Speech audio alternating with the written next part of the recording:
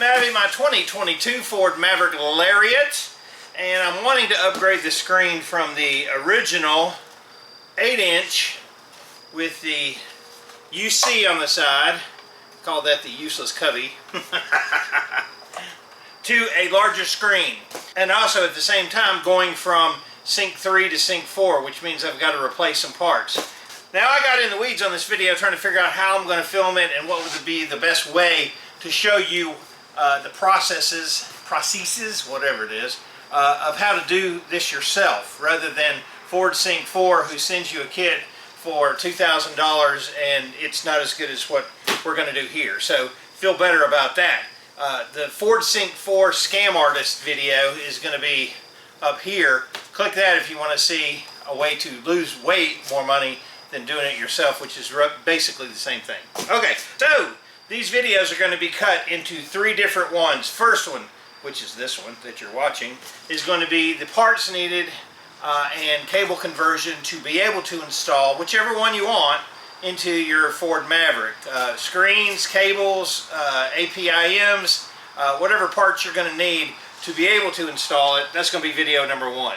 The second video is going to be the actual installation of the parts, how to put them in there, where they go, all the cable routing, that kind of thing.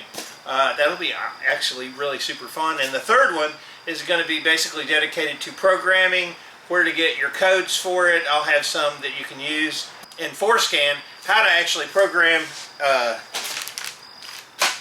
the APIM so it works with your truck, and is there any issues with it. So that's what we got. We got 1, 2, and 3 videos, and then you have the one video that I've already shot, that one, which is the scumbag Ford Sync 4 people, which, if you watch that video, it's just horrendous. It's spine-chilling. It's blood-curdling.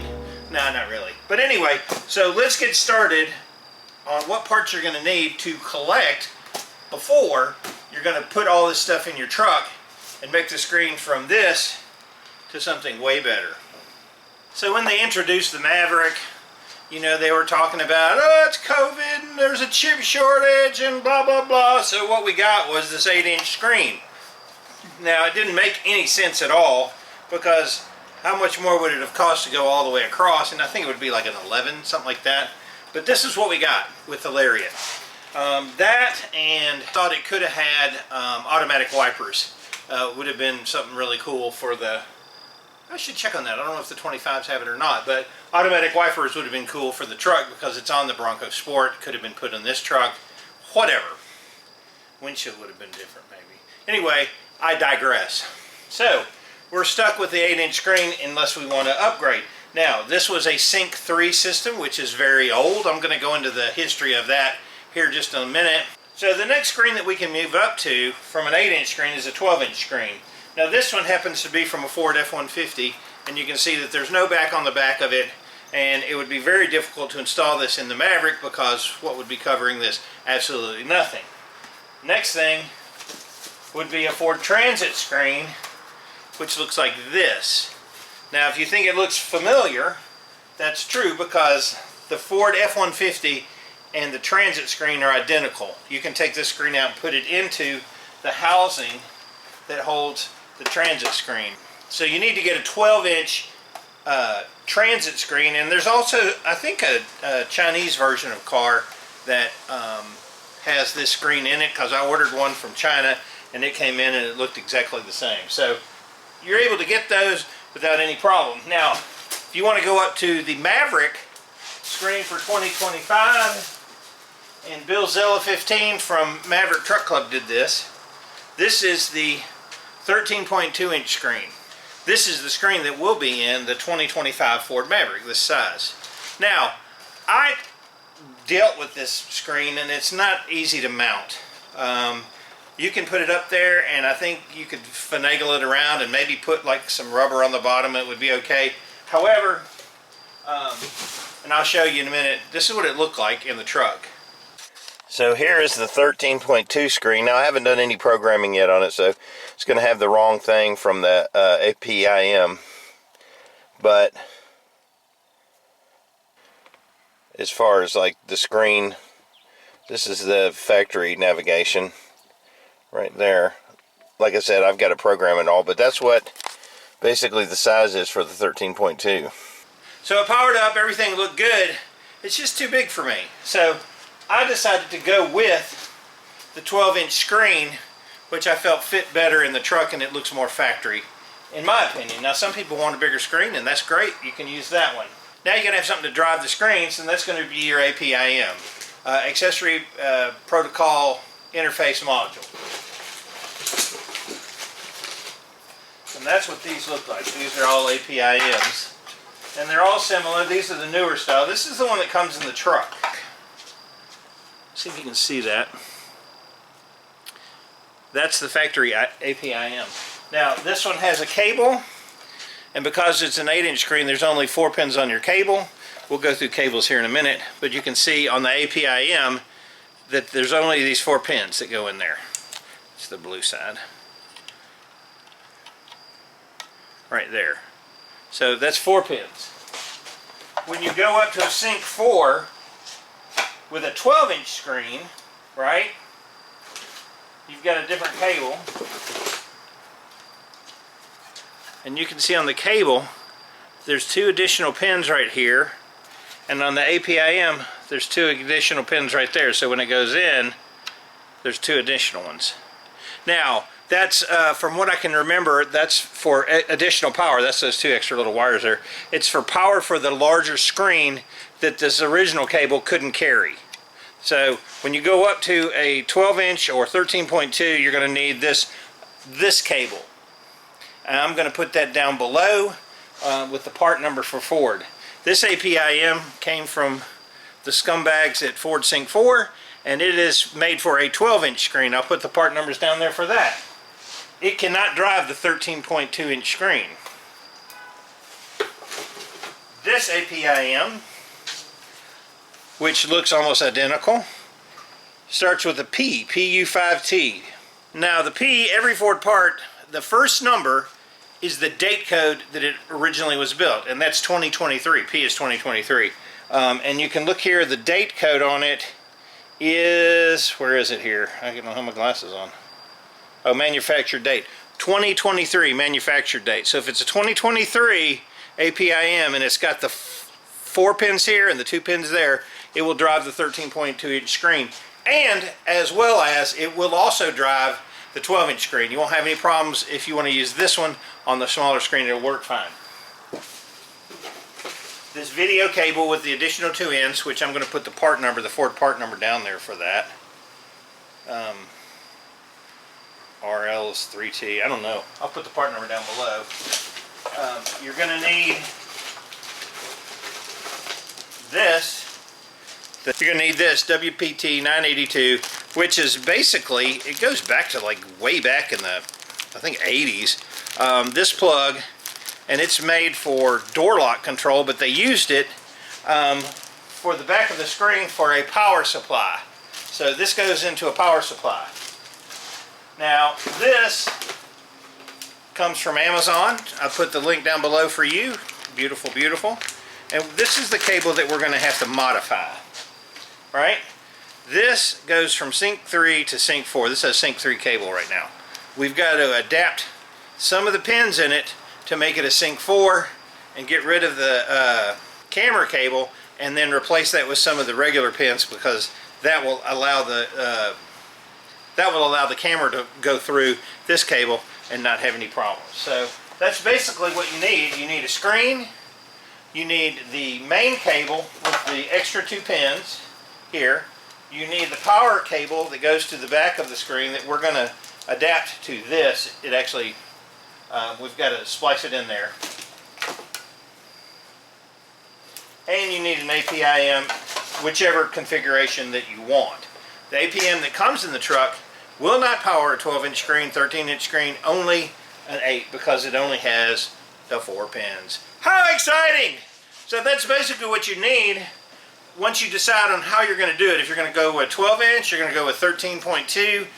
At this point, right, you're ready to rock and roll. We've got to do, I'm going to do a video on how to adapt this cable, right? It's not super hard, but once we get this cable adapted and ready to go into the truck, then we're ready to rock and roll, start installation, which will be the next video. But I thought it would be fun, because I love history, to be able to go through the history of the sync system with Ford, how that came about, where it started, where it came from, and then where we're at now. So take it away, Mr. Redneck Garage. Okay, I'm trying not to get completely in the weeds on this video, but it's kind of hard because there's a lot of moving pieces and history and everything else going on with the sync system for Ford, right? Okay, so let's do a little bit of history because I find it pretty interesting. Sync, which is what Ford came up with, originally came out in 2007, and this is what the first module looked like. So in 2007, the CEO of Ford and Jeffrey Epstein's really good friend Bill Gates announced that they were coming together to create a sync system that allows you to hook up your phone, have push buttons on the radio, Bluetooth, all those things. The first two generations, Sync 1 and Sync 2, were both Microsoft products, right? After that, they switched, and it was made by BlackBerry. BlackBerry came out with Sync 3, and that's what's in Ford Maverick. It's a Sync 3 system, and that came out in 2014. So it's a relatively old system that they were still using when they came up with the Ford Maverick. I believe in 2000, it was either 18 or 19, they came out with Sync 4, the development of it, and that is what we're going to be dealing with, is upgrading from a Sync 3 to a Sync 4. Oh, and I forgot to say that going forward, Sync 4, Sync 5, 6, 7, whatever, the plan is that Google will be the one developing those sync modules. So anyway, how awesome is that? Informative and exciting to watch about the sync system and Bill Gates the pedophile. I mean, Bill Gates the visionary. Okay. Now you may be saying to yourself, before we do this cable, where am I going to get these parts? Well, a lot of people get them on eBay. Sometimes that price is a little inflated. I do have these power cables put on eBay because I was able to get some of them and got some extra ones, and I've put them up there. This cable, the regular adapter cable, you can either order, which I ordered one from Ford, I think it was like 50 bucks, or they're also on eBay sometimes with that part number. And then the screens, you can go on eBay and look for them, but you can also check car-parts.com. It's a listing of junkyards and everything, and you want to go into the computer modules, not ECM, and it'll show APIM. And you can go in there and look for an Escape, Ford F-150. You can play around in there and find some, and then call a junkyard, and a lot of times it'll be cheaper than eBay, truthfully. I got this one from a junkyard, M&M Auto Parts in Fredericksburg, Virginia. That's where I got this one, and it was cheaper than the ones that were on eBay. So yeah, you can find the parts on car-parts.com. They don't pay me, but you know what? If you can get your parts there or eBay, either one, you're in good shape. And if you wanted to order these parts from Ford, I had a bunch of points, so I ordered them from Ford.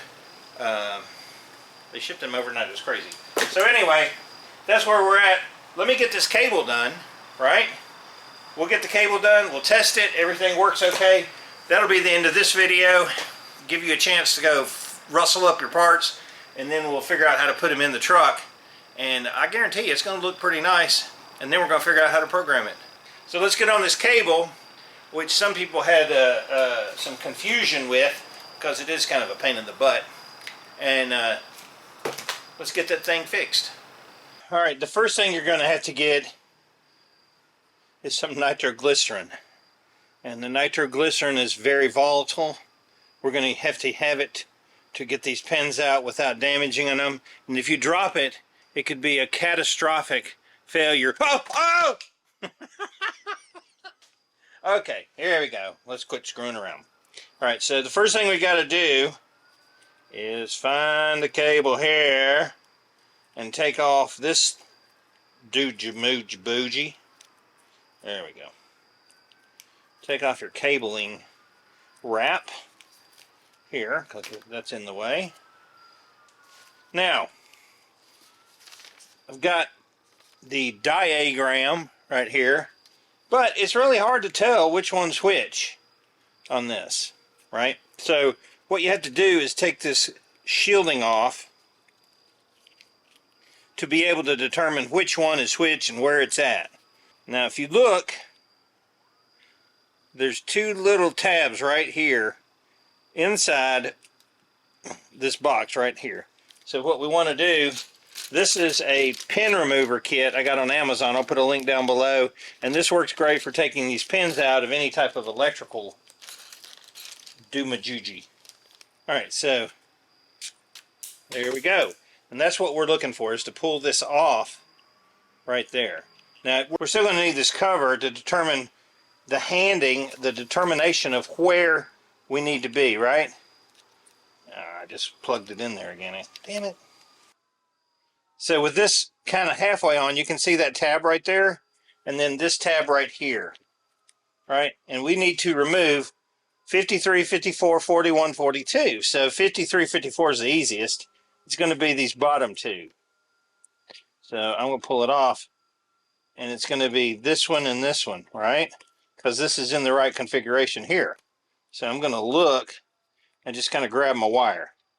And if you look really close, you can see that there's a big hole, and then underneath that bottom is a very small hole. And that small hole is what we're looking for with the pin remover. You can see that's the pin remover. So I'm going to go in here in that small portion, push down, and then this wire should come out. And there it is. And then I need the next one here. And then I should be able to grab the wire.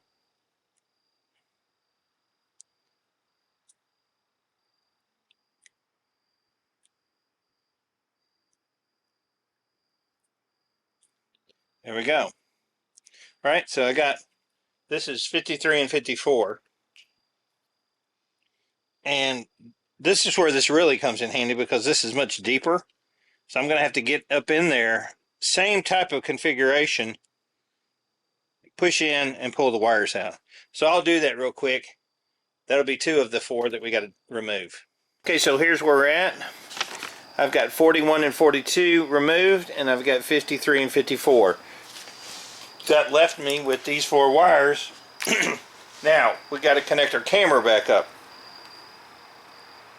These 2 right there, you can see those 2 wires, 1, 2, 3, 4, and 5, and you can see that there's missing over here, right? So those 2, 4, and 5. So what we have to do is go ahead and yank these 2 wires out, get rid of this RCA cable because we don't need it, right? So we're gonna go in here. That's 4. See if that comes out. Yep, there's 4. And then we're going to go here to 5. I think that's right. Yep, okay. And then that should come out. Sometimes you have to wiggle it around a little bit.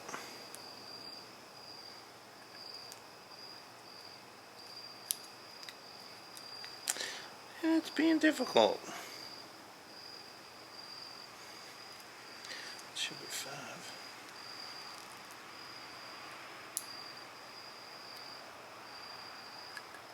There we go. Okay, so now we got that out.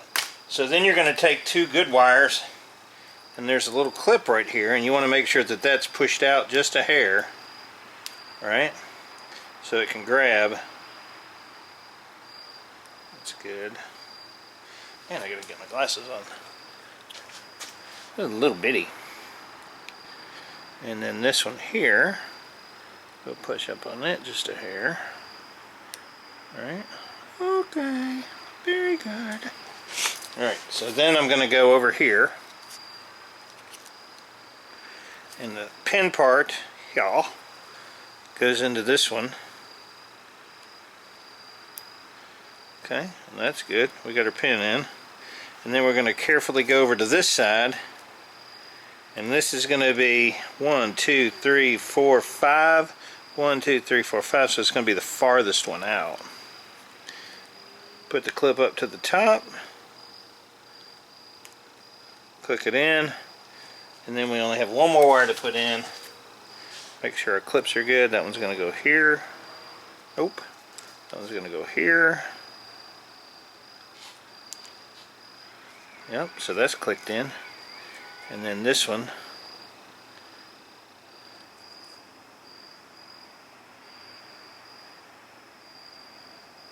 I need to make this clip go up just a bit. There we go. You don't have to kill it, but it does need to come up just a hair. Put that in here. Put your clip up to the top. And that's it. Alright, so we got all our wires in here. Alright, so that's it. We got all our wires in here. Now what we have to do is get our power cable ready. Alright.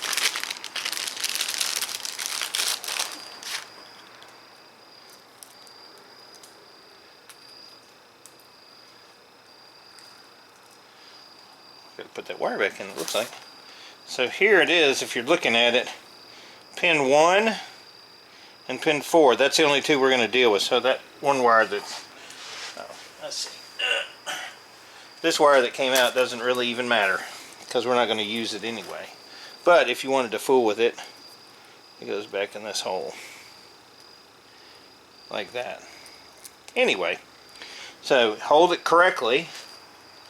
And this is pin 1 right here. So I'll go ahead and...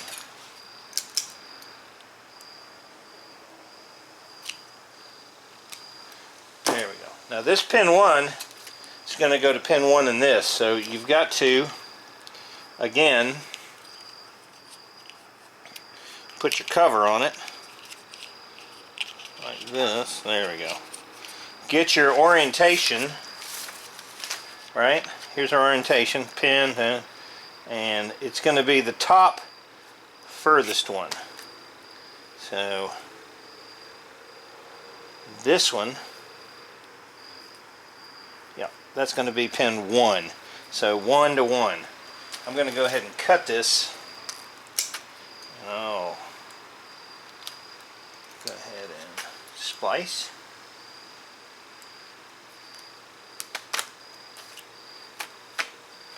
Like that. And then I'm going to go ahead and get my number 1 cable, which is this one. And I'll go ahead and splice it. There we go. It's good to go. So this one's going to go here. But see, it's kind of difficult to get there. And it's got to be a little bit longer than this. So what we're going to do is we're going to take some black and red wire. Beautiful. Who gives a crap? Number 1 is going to be, that's going to be red. So it's going to be hot. So we're going to use red.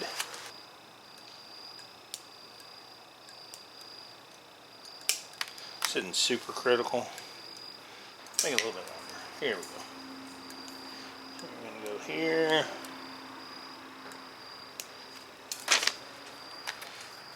And I like to splice them this way.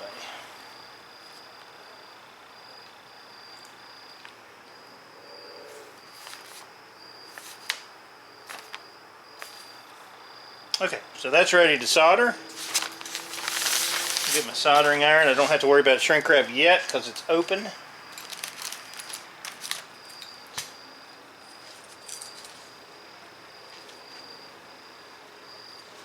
Wait till my...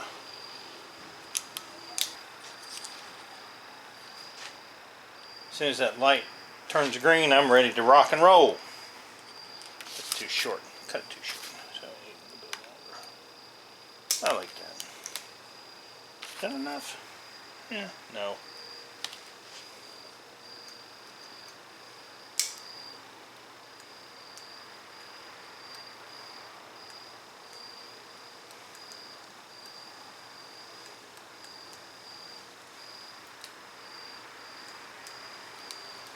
Okay.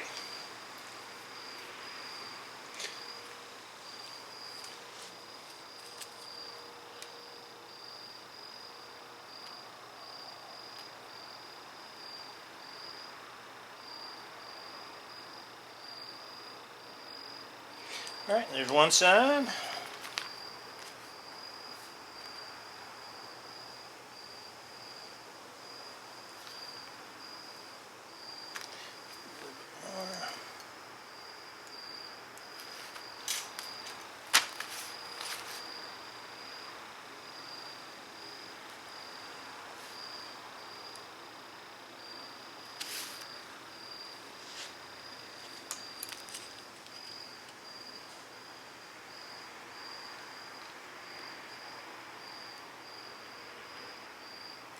Okay.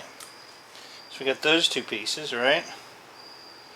We need to get some shrink wrap on it. Get some shrink wrap. This is 4:1, so it actually shrinks up pretty good. So I'm going to put that here. Put this here. I'm going to make it a little bit longer. How much longer do I want? Something like that. That should be plenty of length. So, I'll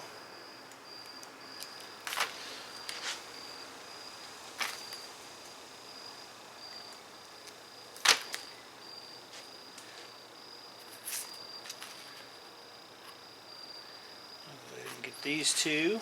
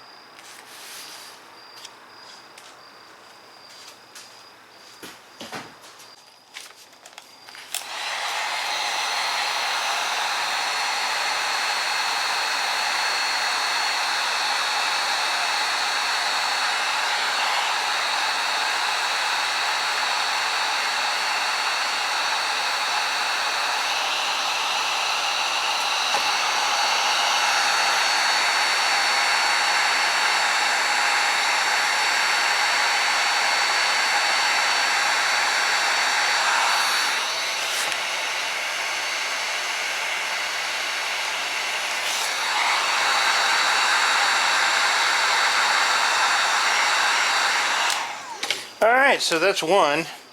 I need to go ahead and connect it to here.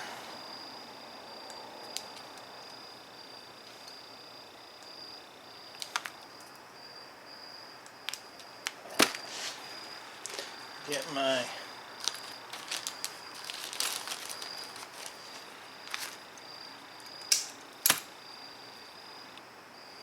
shrinkage. And I like to butt connect them, which you're basically twisting them like this so the wires are parallel rather than sideways, and then you just solder them.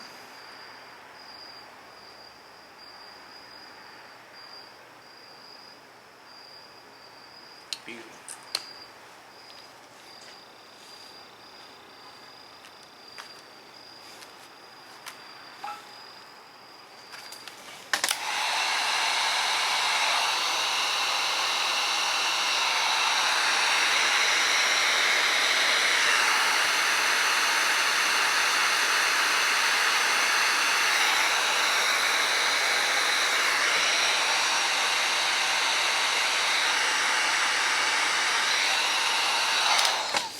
Alright, and then I need number 4, which is going to be this one. So I'll go ahead and whack it off. Okay, and then I need to find 37, which if I look at my thing,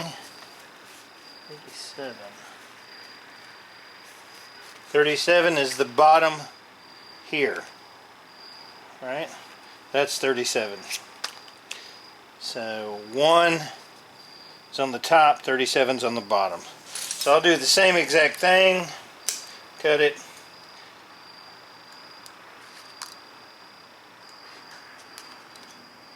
and I'll catch you on the flip side. It's basically exactly the same thing that we did.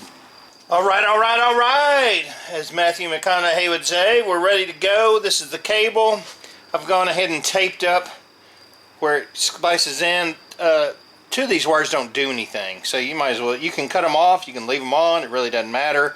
Then I've got to put the cover back on, and it basically just snaps on as soon as I figure out, there we go. it's just going to snap on right here. There we go, and that's ready to go. So the next thing I'm going to do is go ahead and test this real quick in the truck with a screen, an API module, and make sure that the cable is correct. Alright, so I'm going to go ahead and run my power cable up through here. There. And then this piece goes, let's see, that goes there and this goes up there. So I'm going to go ahead and connect the inner portion and then move my APIM inside and connect those up. And we'll see if the screen actually works. So let me get that hooked up and then we'll see where we're at. Alright, so let's see what happens. I've got a Ford F-150 screen just plugged in up here. Yeah, it's a mess. But anyway, here we go. Let's see what happens. Nice. I have done a little bit of programming on this one, so there you go. Testing the cable though. Looking good. Man, that's awesome.